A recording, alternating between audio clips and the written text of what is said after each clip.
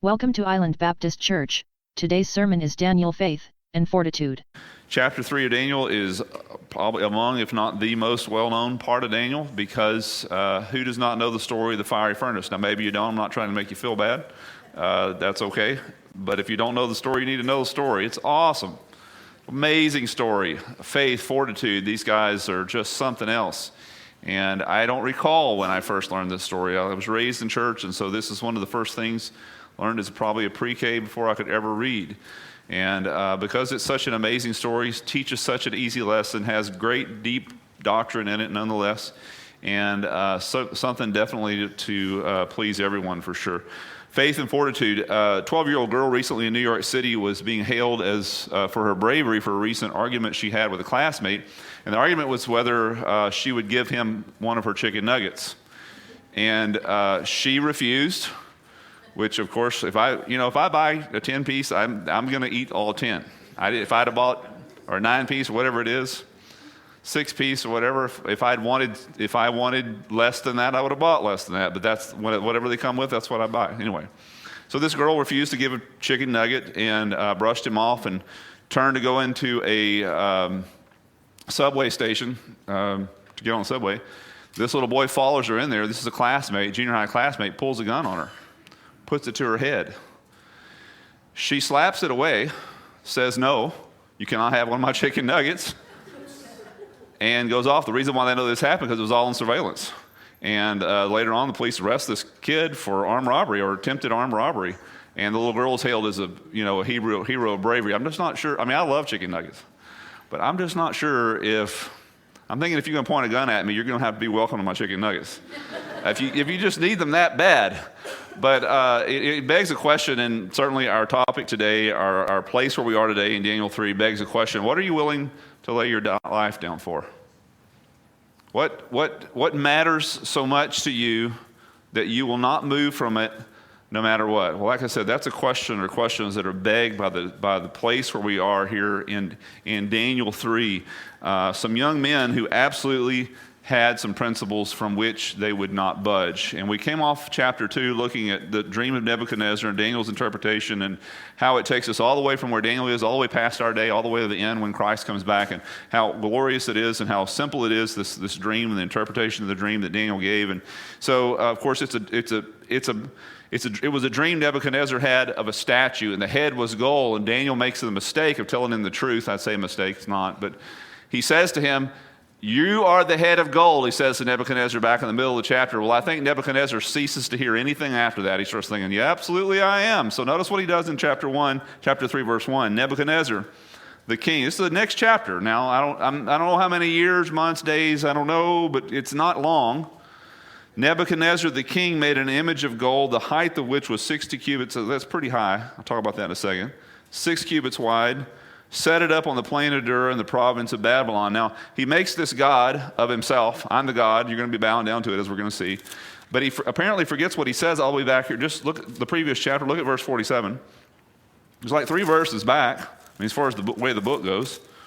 3 verses back, he says this to Daniel. This is after Daniel interprets this incredible dream that God gives him. He says to Daniel, "Surely your God is the God of gods and the Lord of kings, and a revealer of mysteries, since you have been able to reveal this to me." So he's all about God 3 verses before, and now he's turned himself into a God. Like I said, just like a typical male, he only hears certain things, and and only the good stuff, right? And so here he goes, making a statue of himself out of solid gold, and it's not a little statue. He builds this statue, it says 60 by 6 cubits, which is translates into linear feet, or 90 by 9. So I don't know when the last time you built something, but if it's 90 feet tall and only 9 feet wide, you're going to have a hard time standing that thing up. So I don't know if there were guy wires. I don't know, just to give you a relative size, your utility poles out here on the highway are 40 feet. 6 feet of it are in the ground, 40 feet above the ground. So this is 90 feet. This is not even half, the utility pole is not even half the height of this thing. So I'm not sure if he had half of it stuck in the ground. I don't know how it works. It obviously was probably a wooden structure covered in gold to represent the image of, and I don't know, of course he makes it after himself. I'm not sure if he's trying, this is the original Photoshop, right? You make an image of yourself and you only make yourself 90 feet tall and 9 feet wide. I mean, he's trying to look skinny here, I guess. I'm not sure. I mean, if you're going to go to all that trouble, you might as well look good. But so he makes this image, and he's going to require all the leaders of Babylon, all of his administrators, anyone who is in any of his government, any kind of power or authority, he's on pain of death, he's going to require them to bow down to this statue. So let's take a look at verse 6. We're going to be not reading the whole chapter, just skipping through and filling in the blanks. But whoever, notice he puts the statue up, and then he's going to have them play instruments. By the way, 6 different kinds of instruments, and it's repeated there a number of times in the chapter. Whoever does not fall down and worship, namely this image, shall immediately be cast into the midst of a furnace of blazing fire. So this is, you either do what I tell you to do, or you're going to get a pink slip. It said the pink slip's going to be covered with blood, if you will. So it's not just getting fired here that's the problem. He's going to end their life. He's going to throw them into a fiery furnace. And so this is a really tough thing. Now, first of all, just because Daniel is a prophetic book, and we've already been talking about the prophetic back in chapter 2, and we're going to continue when we get to chapter 7, and then the rest of the book is almost entirely involved with nothing but prophecies of future things, in some cases future things, even to where we sit today. What I have here, or let's just say we didn't know the rest of the chapter, but tell me in a place in the Bible where I have a worldwide leader who forms an image of himself and forces people to bow down to pray to that image, and if they do not, they will lose their lives. Where do you hear that? Of course, you hear that in Daniel. There's one other place you hear that, which if you read the New Testament, it's all the way in the New Testament book of Revelation. And by the way, what's the number of the guy who makes that image in the New Testament? 666, right? And you got a statue here that's covered with 60 cubits high, 6 cubits wide, praised by 6 different instruments. Either you say, well, this is a really big coincidence, or you have to say this is a foreshadowing in the Old Testament of this same event. And I would submit to you that's what you got going on here. Because we have some miraculous stuff going on here. First of all, a king who decides he's going to kill these Jews, and does he do it? Nah, if you've read the story, he's not effective. These young men refuse to bow down. They go into the fire, but the fire has no effect of them. And then in addition, no one asks this question, why is there only 3? Is there not Daniel, Shadrach, Meshach, and Abednego?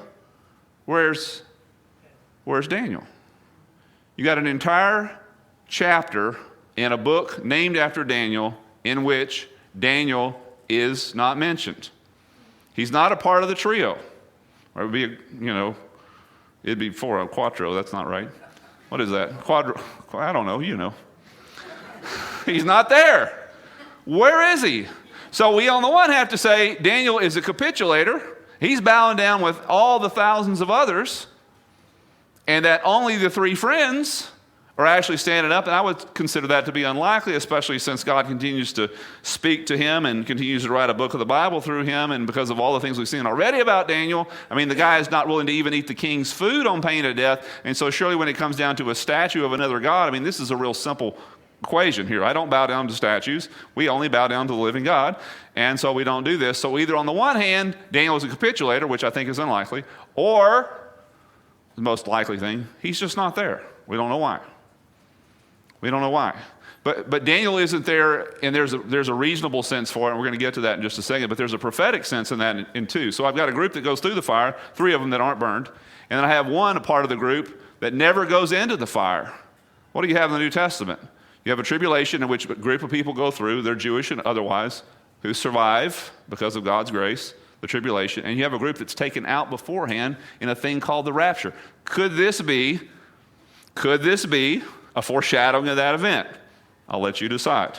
That's my opinion, that it is. And if you decide differently, then everyone has the right to be wrong, and I give you that privilege. So, no.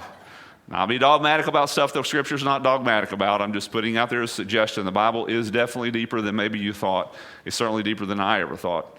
And so we can consider those things. But back to the practical here, there is a very practical reason I believe why Daniel's absent in this chapter, because up until now, chapters 1 and 2, Daniel's been the leader. He's been the guy who decided we're not going to eat this food, and his friends went along with him. He's been the guy through whom God interpreted the dream in chapter 2. He's been the guy that went back to his friends when he says, either we interpret the dream and tell the king what the dream is, or the king's killing all of us, boys. We're having a prayer meeting tonight.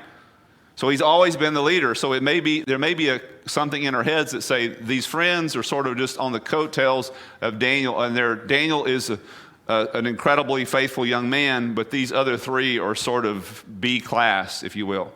So now we have God setting aside Daniel for an entire chapter, showing us what's really going on in the heart of these young men. They're just like him. He's the star, if you will, but these guys are no less quality than he is. So we have a whole chapter in which they're able to stand out as being hearts to God and literally laying their lives down for the sake of the things that they believe in. And so theirs is certainly an amazing story. So he says you're going to bow down to them, and of course to the statue. Of course they don't. They're the only three that don't. And I would suggest to you also, don't misread this. And when I say misread this, because it's very unlikely that Daniel and his three friends, Shadrach, Meshach, and Abednego, were the only Jewish young men taken into exile and trained. In fact, it says that he took a number of the children of the leading men, these young men, took them to Babylon, had them trained in the languages and the culture and the mathematics and the government and all the stuff so that he could put them in positions of leadership. He did this in every kingdom that he conquered. He didn't just get 4 out of Jerusalem. He got a bunch, maybe 100 or more. Where are these guys? So we know the story of Daniel, Shadrach, and Meshach, and Abednego. Where are the other 99? Where is their hearts? Well, we don't know how many there were, but I would dare say there were just 4. And the reason why we don't know about the rest of them is because there's no story in them. They have no fortitude. Whenever the king said, eat my food, they said, okay. Whenever he said, bow down to a statue, they said, okay. There is no story to tell because their story is just like the rest of ours. They're yellow. They have no spine. They have no fortitude. They don't stand up for God. They don't know what's right. And so there's no story. There's no story. The reason why there's a story for these young men is because they stood and did what was right, and we're here. That's the reason why they're in the Bible, because we're supposed to learn from them and not from the others. So they don't bow, and it says in verse 8, for this reason, tattletales come. Certain Chaldeans came forward and brought charges against the Jews, and here's the charges, verses 12 and 13. There are certain Jews, speaking to the king, whom you have appointed over the administration of the province of Babylon. He just did that in the last chapter. So Daniel interprets the dream. He raises Daniel to the position, effectively, of prime minister over all of Babylon. We're talking about a 22, 3-year-old Jewish boy. Sorry if you're that age. I mean, you're a boy now to me. I thought that was real old when I was that age, but you're not that anymore. Puts him in charge of the whole kingdom. Daniel brings these other friends up saying, listen, they're part of my entourage. They're great guys. You're going to love them. He promotes them to these administration over the city of Babylon itself.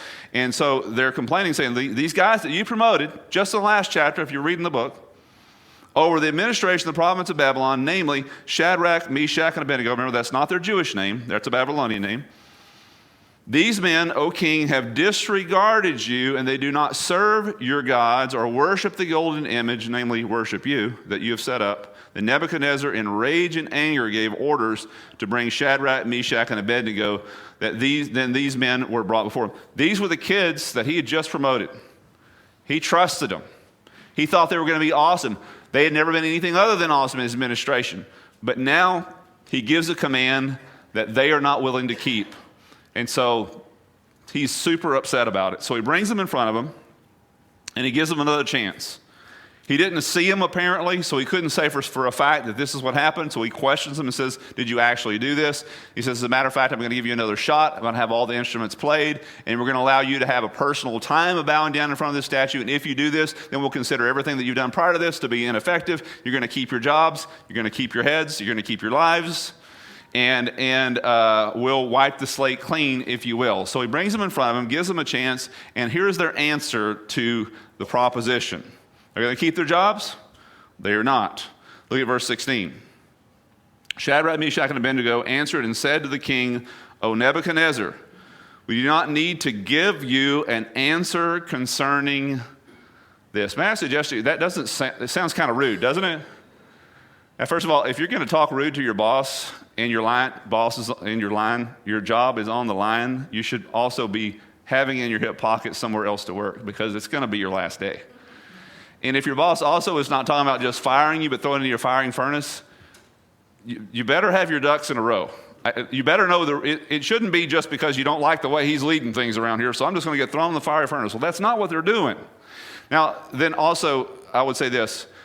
There's a difficulty in our translations because obviously you're translating out of a very old language called Hebrew into an English language, and most of our literal translations, like I preach from the New American Standard, some of you have King James, New King James, ESV. There's several others that are more literal in the sense that they try to stick word for word.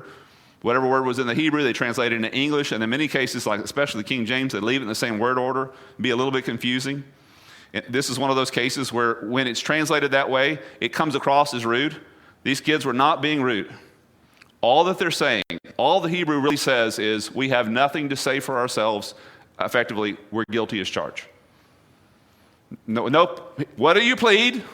And they say, guilty. We have nothing to say. What these guys says is exactly what happened. You didn't see us not bow down, but we did not. And in fact, as we'll keep reading here, we will not. Verse 17.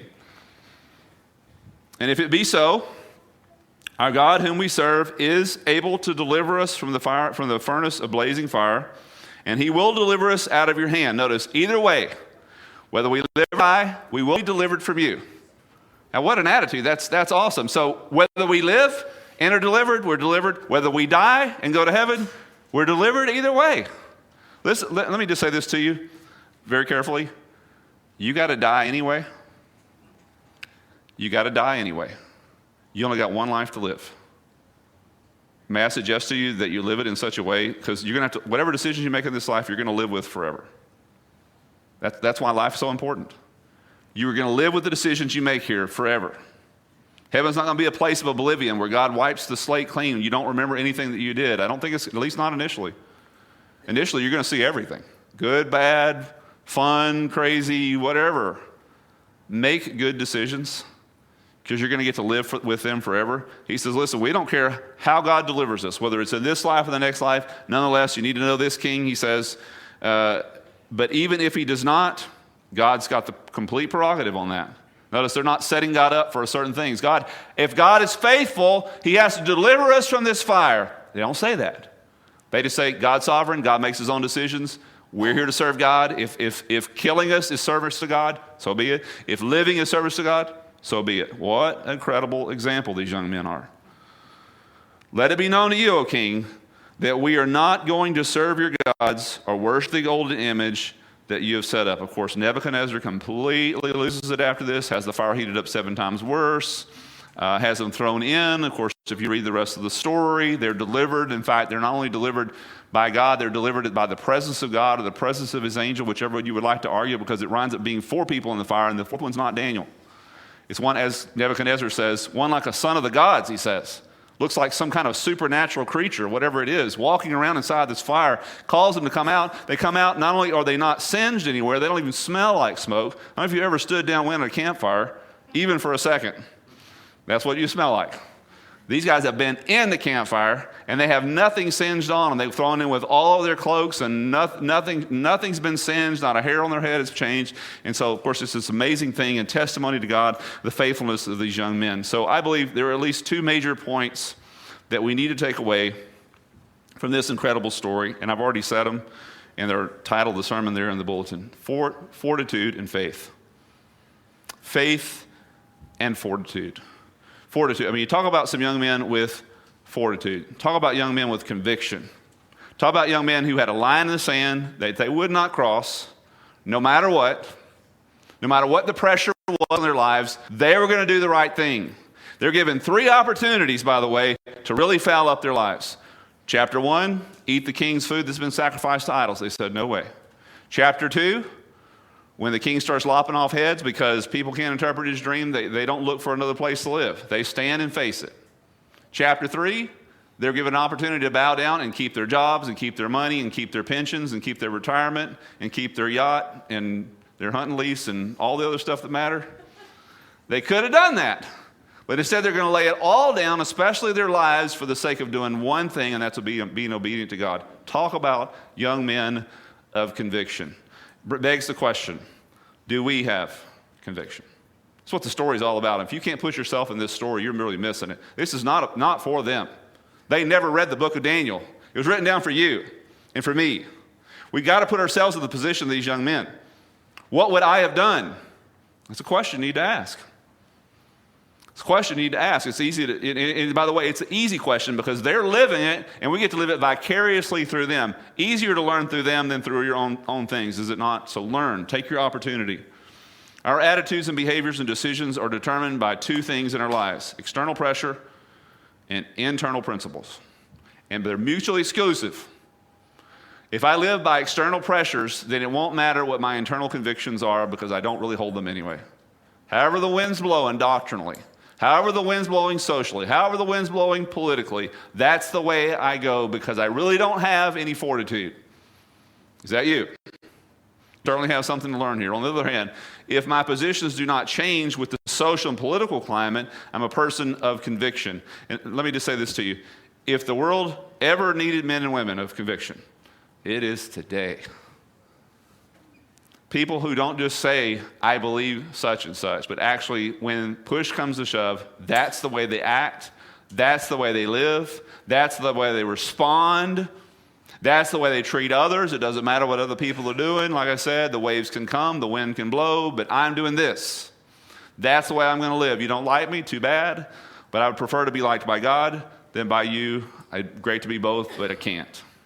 Daniel's friends were men of conviction because they would not give in no matter what the external pressure. It's so important, like I said, that we put ourselves in the position of these young men. So important that we understand. And by the way, they get promoted.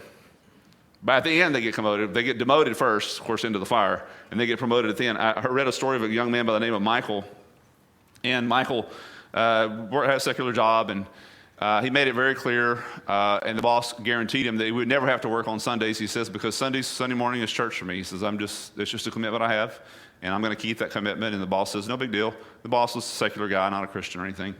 And then push came to shove, something happened a couple of years later, and the boss needed all hands on deck on a Sunday morning because they had to get certain things done. And he went to him and said, sir, I told you I can't do that. I've committed to be in church. I'm committed to be I have responsibilities at church. It's not just me attending church. I have ministries and things that I have to do, and I cannot be here. He says, you'll do it with a pink slip. You're not here tomorrow.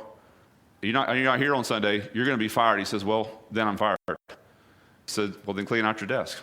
And that was it. And so this young man lost his livelihood. He's got a wife. He's got kids. I mean, what does he do? It's his convictions. 2 weeks later, this same boss is in a conversation with his banker, and the banker's complaining to him that he can't find enough men and women faithful, trustworthy enough to handle certain privileged things within the bank concerning money. And the boss immediately had this idea. He says, I know a guy that does. He says, who? He says, it's a guy I fired 2 weeks ago. So why? You fired him. Why would I hire him? He says, because I can guarantee you a person who's willing to lose their job over convictions about certain things is a guy you can trust with your money. Gave him a job, better than the job the other boss gave him. So these guys eventually were promoted because they stood up for God. But listen, they were not counting on that. They were just counting on whether God promotes me in this life or in the next life. Either way, because God's in charge, I'm promoted. My job is to honor him. That's fortitude. That's conviction.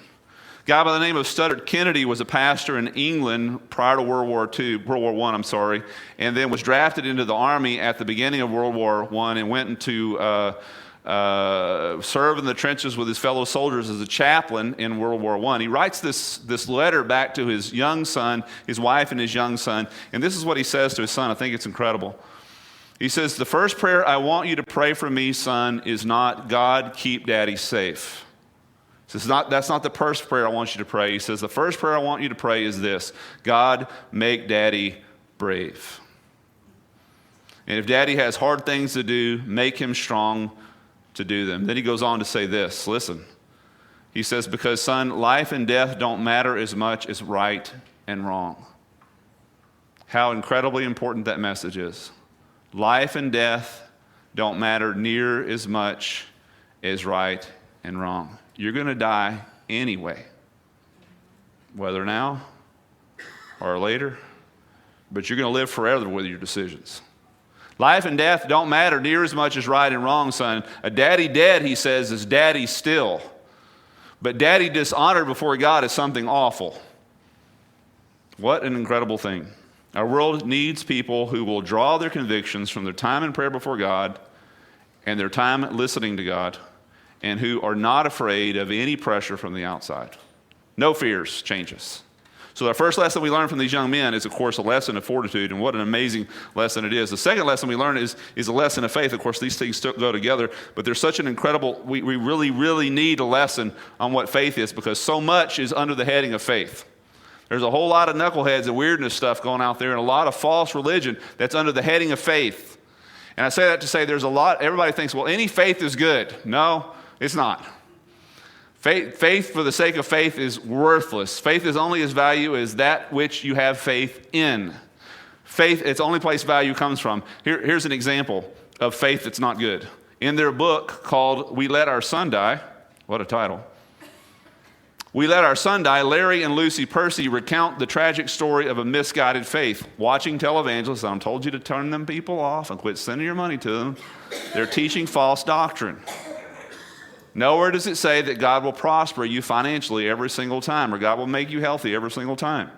So God will prosper you and make you financially wealthy, and yet Jesus dies at 33, and when they divide everything that he only has an inner garment and an outer garment to his name. No house to live in. But somehow you're the exception to the Son of God, I guess, according to these crazy televangelists. I just saw one on somewhere, one of your Facebook posts, the guy's asking for $56 or $96 million to buy a jet because he believes that that's what God wants him to do. So I'm not asking, I'm just asking for an offshore boat. I'm not asking for stuff like that. I mean, please, that guy just embarrasses the whole,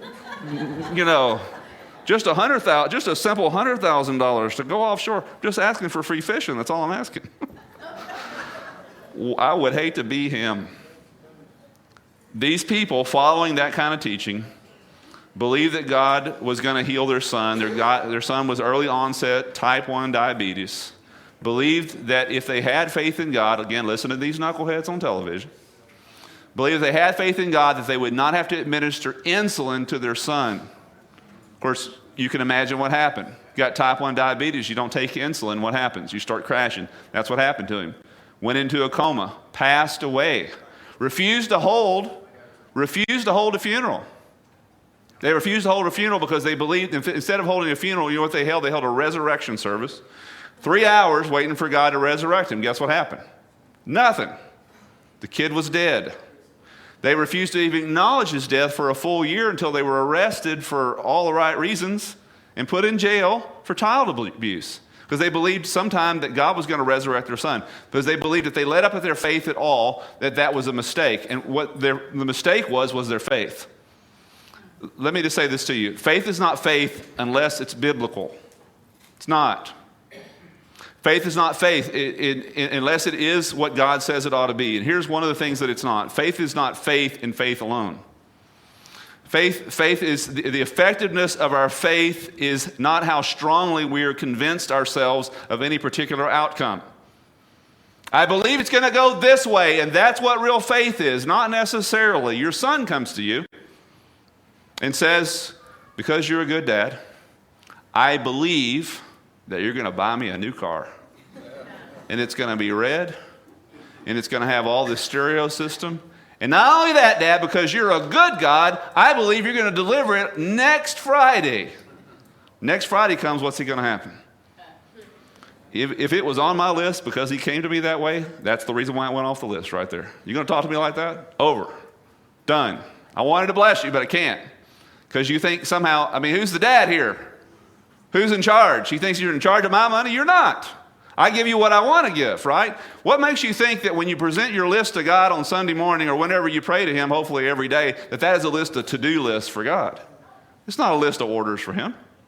That's not what prayer is. Yes, does God want you to present your request to him? That's obvious in the scriptures. But every end of the bottom of the list always ought to be, nevertheless, not as I will. You're the dad, but as you will.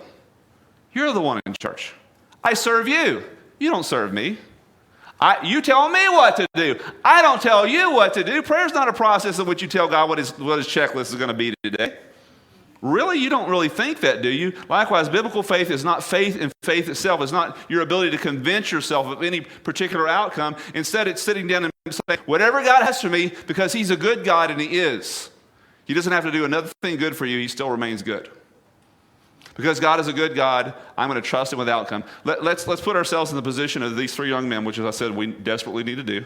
These three young men could have believed with all their hearts that Nebuchadnezzar nor any of his officials would have not seen them when they didn't bow down.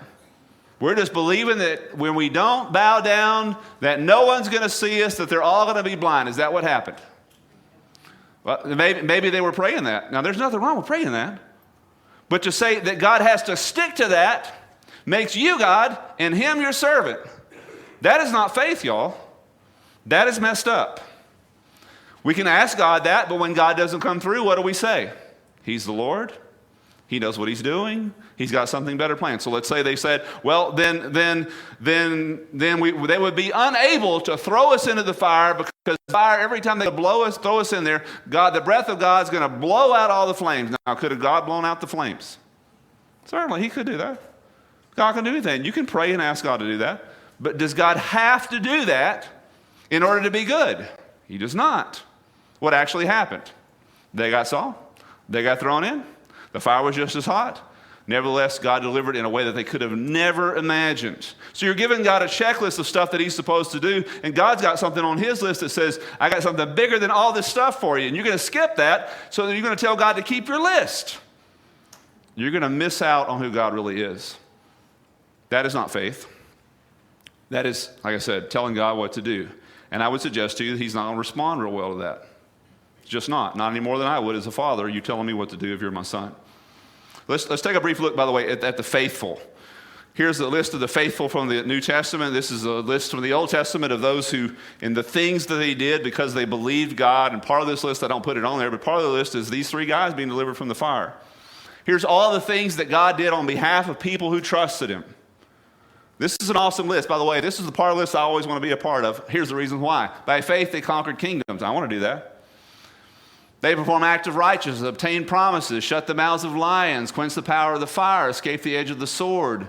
From weakness were made strong, became mighty in war, put foreigner armies to flight. Now, the televangelist part of me wants to tell you that every time you pray, this is how it's going to turn out. But the biblical part of me will tell you that it's really up to God. Does it turn out this way? Clearly it does. Does it turn out every time this way? Clearly it does not. Notice where we are in the chapter, Hebrews chapter 11. A couple of verses later, same faith, same trust, same God who's being good to the same kind of people. He's good whether he gives you what you want or whether he gives you what you don't want. He's still being good. And others, notice, trusting God, experienced mockings and scourgings. Was that on your list today? God, I pray that I'd be scourged and mocked for your name. Not on mine. Yes, also chains and imprisonment. It's not on mine. Stoned, sawn in two, crying out loud. Tempted, they were put to death with the sword. They went around in sheepskin and goatskins and being destitute, afflicted, ill-treated. Men, of course, whom the world was not worthy of because they treated God's faithful this way. They're being faithful to God. Yet nevertheless, do you think they were praying this happened to them? No, but God allowed it to happen to them. Why? Because God's sovereign. He can do that. He's still being good to them. Just like the friends say, what do they say here? God is able to deliver us, but even if he doesn't, let it be known to you, O king, that we're not bound down. God, whether he delivers in this life, delivers in that life, his delivers nonetheless, God's still good. We're going to trust him. We're going to let him be God, and we're not going to be God in his place. So we're not necessarily faith in God and not in any particular outcome. That's what real faith is. Then a second thing, biblical faith is not. Biblical faith is not trust in our ability to read God's will. Now, this is one I fall trapped to more often than the other one. I'd like to say I was scot-free on the other one, I'm not. But this one, I find myself doing this. Because, I'm a pastor and my name's out on the sign and I have a doctorate degree and all that kind of stuff. So I, of course, know what God's will is ahead of, No. I wished people come to me and ask me that kind of question. Pastor, tell me what I ought to do. And I'd say, whoo, boy, I wished I could. I have a hard time running my own life. Here's one I fall victim to. Biblical faith, listen, is not trust in our ability to read God's will. An example a pastor gives, not me, but had a lady in his prayer meeting stood up and she was praising God because she believed that God was going to heal her dog. Does God heal dogs? I believe he does. I think he cares about everything. Can God heal a dog if I pray for my dog that he be healed? I mean, absolutely. There's nothing God cannot do. Will God do it every time? Watch it. God's going to do what God's going to do, and our job is to accept it. But this lady was convinced that she knew what God's will was before he ever did anything, because she had read some weeks before in Psalms where it says that God heals all your diseases, and somehow she interpreted that to apply to her sick dog a couple of weeks later. Now, could she be right? She could be. God could be speaking to her. How are we going to know if she's right? Where's Fifi a week from now? Fifi didn't make it. So again, this pastor says this woman threw an absolute conniption fit because God had failed her. God had not failed her. God is not obligated to keep your interpretation of his will. Is that okay? It needs to be okay, because he's God and you're not.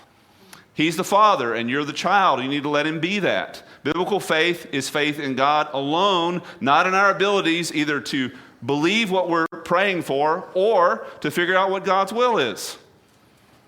It is simply trusting the truth that God is God and that we trust him. Again, verse 18, these young men are amazing. But even if he does not save us, let it be known to you, O king, that we are not going to serve your gods or worship the golden image that you have set up. In other words, God doesn't owe us any particular outcome. We owe everything to him. Now that is the attitude we had to have. Why were they doing this? Because we owe everything to our God. And he can do whatever. We're his servants. And we would love it if the fire went out or if you didn't see us. But nonetheless, you need to know that because we're his servants, we're here to serve him. And whatever his will is, then that is his will. He's going to be good no matter what. He's going to work out all things together for good because that is who he is, and we're trusting him. What an incredible testimony. Biblical faith is not trust in our belief or what we want to happen or our ability to read God's will. It is trust in him alone, that he is good, and that he's working all things together for good. That's what it is. Faith and fortitude. What a credible story this is. Pray with me, please. God, I thank you that what amazing young men these were. And what a privilege we have to be able to read their story, to see how they stood strong, to see the conviction that they had. Lord, I pray that we would be people of fortitude who have a line in the sand, not over every last tiny little issue, but certainly over the major issues. We have a line in the sand that says, I can't do that. I can't go there. I can't be that, because it misrepresents who I really am, and it dishonors to whom I really belong. God, I pray that you would give us fortitude, especially in a day in which so many people are vacillating. God, we would stand not because we're able, but because you enable us. And then also, God, we pray for faith, not faith in ourselves, not faith in any particular outcome, not faith in our ability to interpret what you're doing in any particular thing, but instead, God, just simply saying, we believe you that you're good. And it doesn't have to go, God, the way we want it to, or the way we said we wanted it to go, for it to be good. We believe that you're good and that you're working all things together for good. God, I pray that these lessons would be instilled in us. I pray, God, that they would fortify against us all the false teachings and ideas and all the things that are floating around out there. Thank you so much, God, for the opportunity we've had to spend together over your word. Instill them in us now, we pray in Jesus' name. Amen. Thanks for visiting. Find us at www.islandbaptist.org.